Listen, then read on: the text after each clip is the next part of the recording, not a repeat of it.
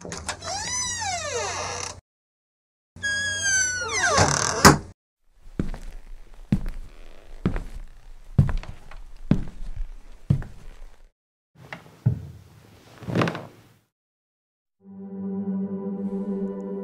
un texte du coin du feu est un roman, alors nous avons ici affaire à un recueil de nouvelles, les petites flammes d'un feu plus grand. Mais commençons par une citation de Robert Pintinquès. Quand on regarde le petit écran, on voit beaucoup d'images différentes. Mais au fond, c'est toujours la même histoire. Quand on regarde l'âtre crépitant, on voit un peu toujours la même image.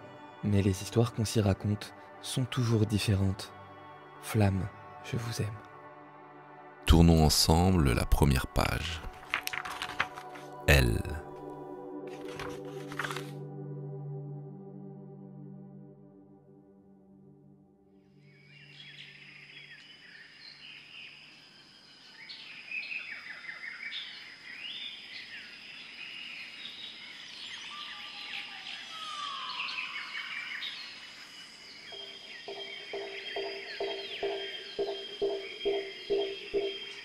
Longue marche ensemble, fatigue, soif, faim. Un ciel noir, fâché. Des grondements suivis d'un brusque éclat qui rebondit tout autour. Puis, des craquements dans la forêt. Alors que tous les animaux fuient, les êtres se regardent. Cours, fuyons, peur! Ah! Ils s'éloignent de la grande lumière qui brûle. Tous? Presque. L'une d'entre eux se retourne et s'enfonce dans la forêt, jusqu'à disparaître. Un grand arbre est tombé, frappé par le feu du ciel. Les plus téméraires de la tribu hésitent. Quelques instants plus tard, elle réapparaît en dominant une branche enflammée. Oh! L'eau du ciel s'abat sur la terre. Vite! La femelle saisit une grande feuille pour protéger le feu. Elle va se mettre à l'abri, en prendra soin comme d'un enfant, changeant à jamais le cours de sa tribu.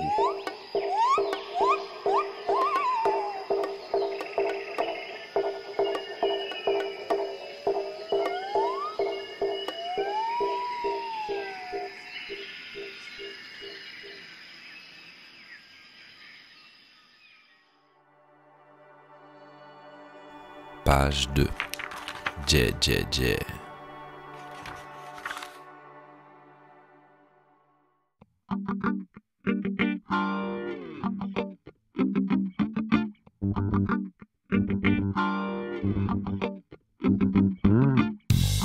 L'intersection de la 23e et de la 45e est bloquée depuis 12h37 par de gros camions blindés. Les badauds et les commerçants s'agglutinent derrière les rubans jaunes. La tension est palpable, ils veulent savoir. Ils veulent le voir. Au loin, des vitres teintées laissent filtrer la voix étouffée d'un Elvis à son apogée. Le véhicule connu de tous est tant attendu, tout gyrophare dehors vrombit, accompagné du chant envoûtant des sirènes. Un murmure commence à se répandre dans la foule comme une traînée de poudre. C'est lui, c'est Johnny John. Vous êtes sûr? John, c'est pas possible. Johnny John. Le pick-up ralentit et se ferait un chemin à travers l'amas populaire ébahi.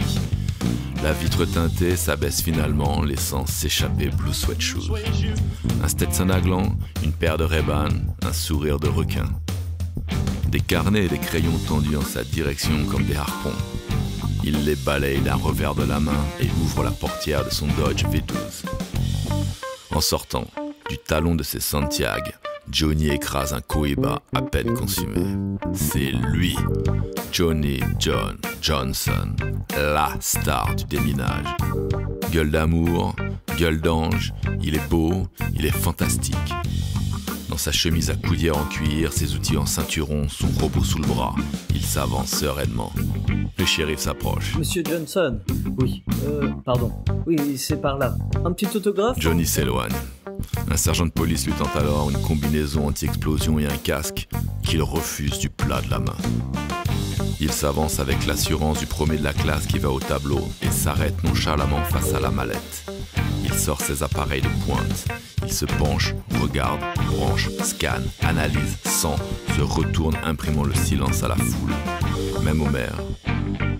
Puis, Il pose son oreille contre la petite valise. Il se gausse et ouvre avec aplomb la boîte. Quand le 2 passe au 1, une idée se forme dans sa tête. Du 1 au 0, il a juste le temps de dire « Holy sh... » et son visage disparaît dans une impressionnante flamme.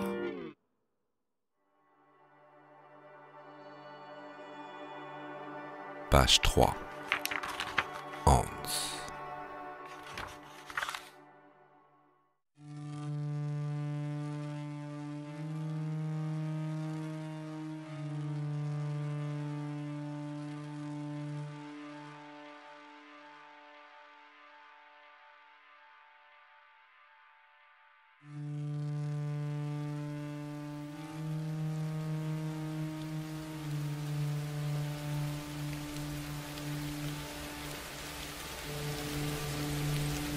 Tout est sombre, terriblement sombre. Une pluie diluvienne s'abat sur la cité de Hoffmanberg depuis presque une semaine. Les toitures vomissent des torrents transformant les rues en de gigantesques flaques de boue. Des rumeurs courent dans les ruelles et des arrière-cours à propos d'un soleil qui ne reviendra peut-être jamais. Une nuit quasi permanente, teintée d'une inquiétante lueur verte, pèse et semble se refermer sur les faubourgs malfamés de la ville, où se situe l'atelier de l'unique forgeron. Alors que Hans s'apprête à fermer boutique, une silhouette encapuchonnée se tient sur le seuil de sa porte.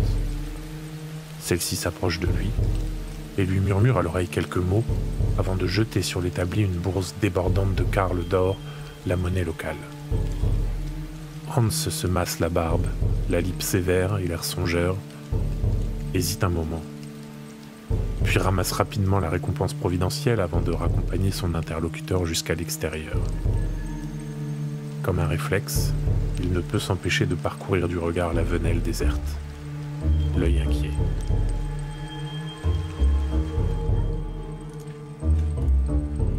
Le jour qui suit, son harassante journée de travail terminée, Hans, le visage piqué de sueur, approche sa main des braises encore incandescente comme pour saisir un tison ardent, mais la retire aussitôt. Le lendemain, comme le début d'un rituel, en fin de journée, il pince entre son pouce et son index un charbon rougeoyant qu'il lâche immédiatement. Le jour suivant, il parvient à poser le plat de sa main sur les braises, avant de vite la plonger dans un baquet d'eau, non sans laisser échapper un râle de douleur. S'enchaînent ainsi les jours, les mois même, les essais, les petites victoires, les défaites cuisantes, les brûlures, de moins en moins vives et douloureuses avec le temps, jusqu'au 17 Werthers. Cette nuit-là, on entend un cri déchirant. « Au meurtre! À l'assassin! On a tué le Bergmeister !» Bien vite, Hans est découvert dans les couloirs du manoir von Hoffmann, la chemise maculée de sang, une lame carminée à la main. Traîné sans ménagement sur la place publique, sous les colibés et la vindicte populaire, un tribunal se forme à la hâte. C'est lui le coupable! Vous êtes coupable, emmenez-le! Attendez, que les dieux m'en soient témoins. Je ne suis pas celui que vous cherchez. Devant eux, je suis même prêt à mettre ma main au feu pour le prouver. Ils sauront reconnaître un innocent et me protégeront, car cette main est pure. Jamais elle n'a ôté la vie d'un homme. Il s'avance alors vers la torche la plus proche, tenue par l'un des gardes, et serre son poing avec fermeté autour des lambeaux de tissu imbibés d'huile, jusqu'à étouffer complètement la flamme. Sans verser une larme, ni émettre le moindre gémissement, il la relâche en dévoilant une main indemne. La populace autrefois en furie est désormais stupéfaite et ébobie. Hans est donc libéré sur le champ, car son innocence est incontestable, consacrée par le jugement des dieux.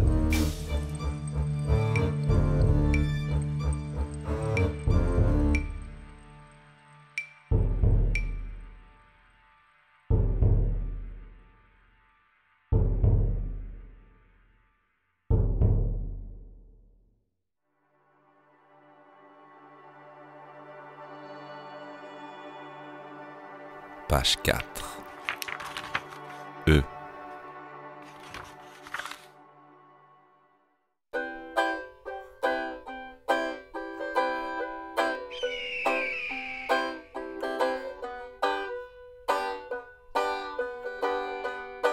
sous le cagnard. La vallée de la mort, dans le sud du Nevada. Cela fait 27 minutes à présent que les deux hommes se regardent en chien de faïence, tentant malgré la circonstance de bomber le torse à qui mieux. Face à face, l'un paraît singer l'autre. Tantôt il ouvre la bouche, tantôt la referme, semblant devenir le reflet de son adversaire. On dirait deux poissons hors de l'eau, l'œil vitreux et le regard flou. Les deux hommes froncent les sourcils et plissent les yeux comme pour accentuer la mise au point sur leur vis-à-vis. Le long de leurs discrètes pattes d'oie se dessinent puis perlent des gouttes de sueur qui réfléchissent un soleil à son zénith. L'homme de gauche déglutit, serre le poing et ferme ses paupières un bref instant, s'efforçant de redevenir maître de ses sensations. Une chose est sûre, le premier qui bougera aura sans doute un avantage dans ce duel au sommet, à moins qu'il ne laisse la possibilité à l'ennemi de lire son jeu, lui offrant alors un atout considérable sans le vouloir. 28, 29 minutes. L'air brûlant dessèche de plus en plus les deux hommes qui sont à présent parfaitement immobiles. Leur teint rouge, presque cramoisi, prêterait sans doute à sourire si la situation n'avait pas revêtu, depuis plusieurs minutes maintenant, un caractère dramatique et inédit. La gorge sableuse, ils boiraient les larmes qui poignent à la commissure de leurs lèvres s'ils le pouvaient. À quelques secondes et 30 minutes, une brise providentielle vient rafraîchir le visage de l'homme de droite. Dans un mouvement inattendu, qui stupéfait la foule rassemblée, il saisit le dernier piment de son assiette, le croque, l'avale, tire la langue et se lève brusquement. Le public l'acclame.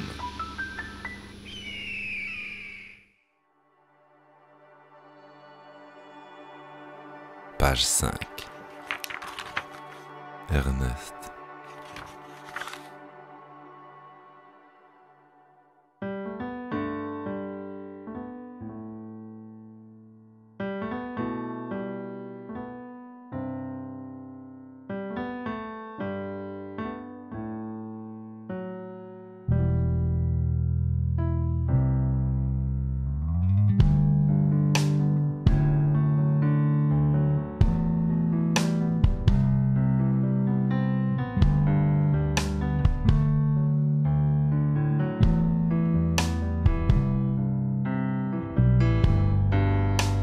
Ernest Bichu, 43 ans, le cheveu timide et la coupe rose discrète, cravate moutarde nouée autour d'un cou de dindon et chemisette à rayures bleues, s'avance vers la photocopieuse. Il a un petit sursaut lorsqu'il remarque Sandra Poupard, la jeune comptable de l'entreprise. Elle est là, penchée sur la machine, dévoilant aux curieux plus de résille que de raison. Il recompose son visage, roule des yeux de gauche à droite, ne sachant comment lui dire. Depuis 3 ans maintenant, elle a rejoint la société. Sa présence illumine chaque jour les couloirs recouverts de moquettes bordeaux et le mobilier en formica de la salle de pause. Forcément, Steph, du marketing, l'a fait beaucoup rire avec ses blagues. Forcément. Elle a même rougi une fois à une de ses pitreries, tout en peignant de ses doigts délicats sa toison or aux reflets cuivrés. Ernest, lui dépose tous les matins un mochaccino avec une gélule de sucre sans sucre sur son bureau, mais n'ose pas lever les yeux vers elle. Jamais. Après un petit moment à sourire, comme un enfant timide mais poli, il regagne bien vite son bureau. Sa corbeille déborde de brouillons d'invitation à dîner, de haïkus timorés, tout comme la section « à envoyer » de sa boîte mail. C'est décidé. Cette fois, il va prendre son courage à bras-le-corps, car il est prêt pour ce bras de fer. Il va lui tomber dessus à bras raccourcis, et elle ne pourra que succomber face à son audace et à sa détermination. Il ne va pas rester vieux garçon toute sa vie tout de même.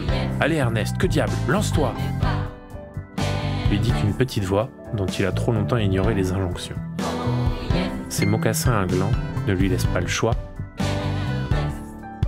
et entament leur croisade séductrice. Il se rapproche, à pas de loup, vers la bergère de tous ses désirs. Elle saisit ses reprographies et se retourne. Il reste un instant subjugué par son regard d'émeraude. Ses lèvres, sa gorge ventre de biche, son décolleté, sa taille distinguée, ses genoux, ses chevilles enchanteresses. Il entr'ouvre la bouche. Les mots semblent cependant s'agripper à ses joues et mettre une éternité à sortir sous forme de balbutiements. Sandra, oh tu sais, enfin je t'aime. Quelques mots jetés là à ses bottines, dans une succession d'expirations erratiques, comme le soufflet qui vient raviver une petite flamme née 1095 jours plus tôt. Une lueur qui n'a cessé depuis de grandir en cachette, nourrie de si, de un jour et de peut-être. Mais à présent, la machine est en marche, et presque hors de contrôle. Il ressent plus intensément que par le passé cette incandescence qu'il ne peut plus contenir qu'en son seul cœur. La passion commence à irradier et parcourir son être. Toutes ces années retenues, réprimées, enfermées, refusées, le cadenas saute enfin. À la manière d'une mèche qui se consume, la chaleur se répand en suivant son réseau sanguin. La sueur qui l'alourdissait jusque-là s'évapore car son corps est maintenant un brasier ardent. Une fournaise l'envahit. Il a chaud. Presque trop. Oui, ça fait mal. Sandra recule horrifiée et hurle car Ernest prend littéralement feu. Cette torche humaine ne s'éteint qu'une fois devenue un tas de cendres qui repose sur le carrelage rose guimauve.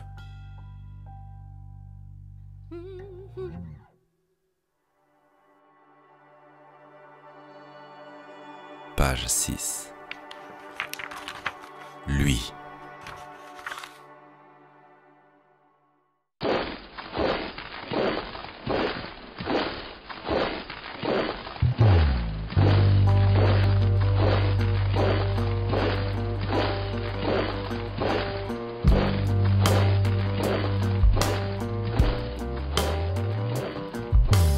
Alors que l'on distingue dans le ciel les prémices du jour qui se lève, une brume épaisse et lourde envahit encore la place du village, éclairée par les phares des camions.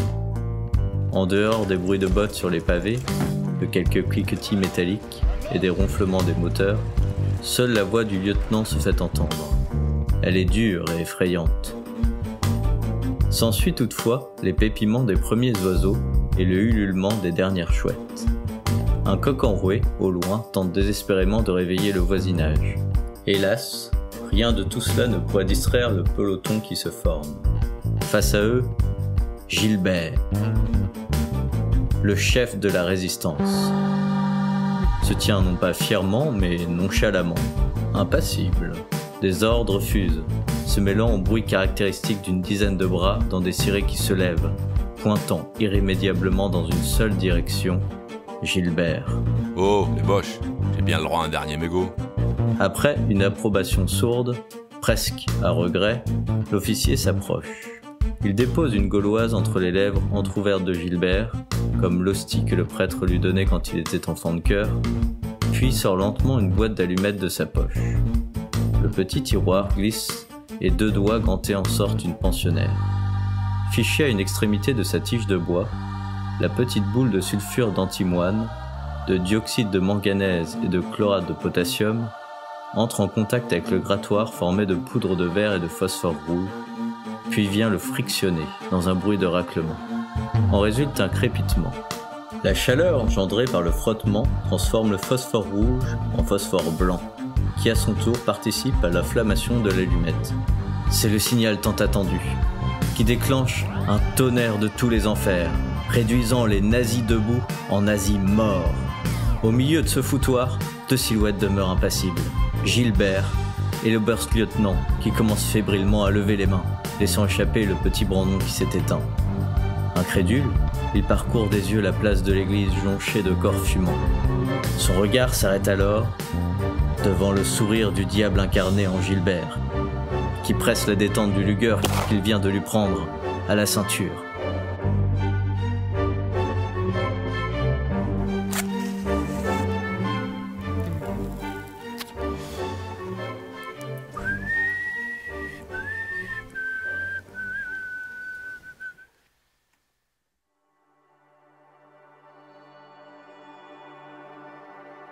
Épilogue.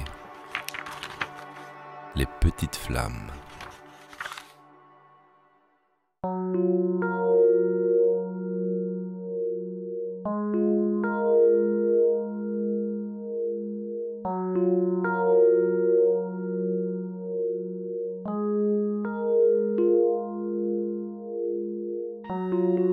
Des petites histoires À la volée, Des étincelles, au coin du feu. des bouts de vie, comme des photos, Instant magique. Moments héroïques. Fragment d'intimité. Coup de gueule. Prendre la plume. Le taureau par les cornes. Souffler sur les braises. Hôte à souvenir. Suivre le flow. Idée jouissive. Parfois coquine. Des initiations. De beaux espoirs. Des peines de cœur. Des grains de folie. De grands mystères. Des quêtes épiques. Des aventures. Le chant des possibles. Des pages volantes. Mots pétillants. Comme des flamèches. Bulles de champagne. Carnet de notes. Des morceaux de vie. Depuis les Ou tripes. par la tête. Jolie balade. Fuite en avant. Lettres orphelines. Instant de Ménage à trois. Temps qui file. bougies qui font. Tout cela fini. Mais surtout, commence. Tu rabats ton capuchon et penches ta tête vers lui. Extrait du dossier d'enquête numéro 5374. Quand on arrive en ville, tout le monde change de voulait voix. faire la paix avec son Manuel de la passé. robotique, 58e édition. c'est-à-dire quand Colette, la maison de Claudine. Alors que les survivants s'apprêtent à sortir. Chapitre 1, la carafe de Toki. Le piano n'était pas le violon d'un que Simon. Comment t'appelles-tu? Où habites-tu? Vers la fin de l'année 1920. Il était assez costaud et avait l'air. Les derniers rayons du jour perdent sa main. Ces petits fragments de feuilles consumées.